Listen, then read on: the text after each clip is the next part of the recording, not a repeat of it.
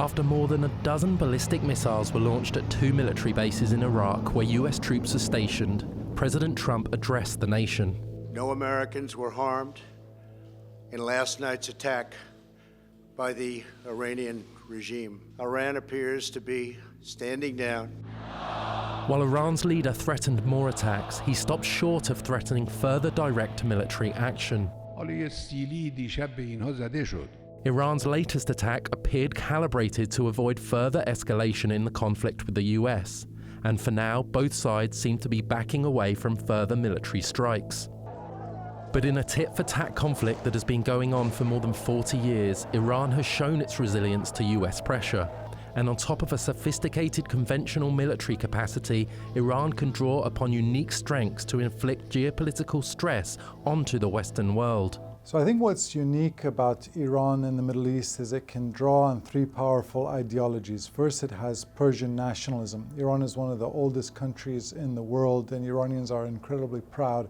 Second is Shiite nationalism. Iranians are unique in that they're Shiite, not Sunni, and they are able to draw on that Shia nationalism and make alliances with their Shia brethren in countries like Iraq and Lebanon. Third is the ideology of anti-imperialism. This allows Iran to build ties with countries like North Korea, Venezuela, Cuba, punch beyond just its Middle Eastern allies and align itself with countries in the anti-imperialist world. No country in the region has these three powerful ideologies which it can utilize.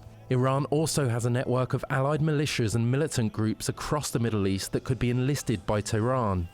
If you look at the entire Shiite world, let's say from India to Lebanon, all Shiite radicals are essentially willing to go out there and fight and kill and perhaps even die for the Islamic Republic of Iran. Iran realized that it could harness its Shia co-religionists in neighboring countries to almost act as an arm of the Iranian military. And so they've done what I call the McDonaldization of Hezbollah, taken that Hezbollah franchise in Lebanon and exported it to places like Syria, Iraq, and Yemen. The Iranian allied Shia militias have enormous power, but not that much accountability. Now that started to change over the course of the last few months. We began to see popular protests in Lebanon and Iraq, which became increasingly anti-Iranian in nature. And I think the assassination of Qasem Soleimani has really, unfortunately for the United States, shifted the conversation away from Iranian misdeeds and mismanagement in places like Iraq and Syria, and it shifted the conversation to the misdeeds of the United States. In a few moments, I will sign a presidential memorandum to begin reinstating U.S. nuclear sanctions on the Iranian regime. While much of Iran's crude oil production has been off the international market since 2018, it's seen an increase in sales of refined products like gasoline, making up for some of the losses from sanctions. It hasn't really been able to exploit its enormous energy wealth because of its isolation and economic sanctions, but that oil and energy wealth has allowed Iran to essentially turn its back on much of the global economy. It's not as reliant as other countries because it has this free flow of resources coming through its oil and gas sales. Another advantage is the hold it has over the Strait of Hormuz, a vital shipping route connecting the Persian Gulf to the Arabian Sea, where some 20% of the world's oil supply passes.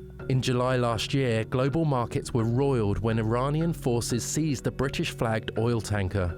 Iran's effective control over the Strait of Hormuz has always offered it a wild card because it can always threaten to shut down that passageway, which could really bring the global economy to a standstill. The less the global economy relies on fossil fuels, oil and gas, I think the less strategic that card is for Iran to play.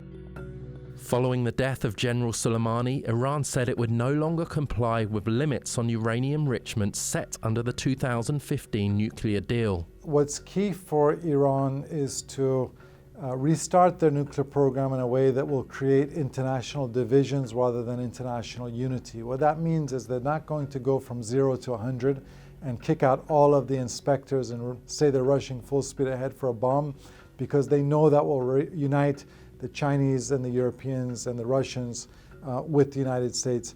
They want to move more deliberately, go from 0 to 20, which will split the international community, because countries in Europe, Russia, China will point to the United States and say, you were the ones that provoked Iran.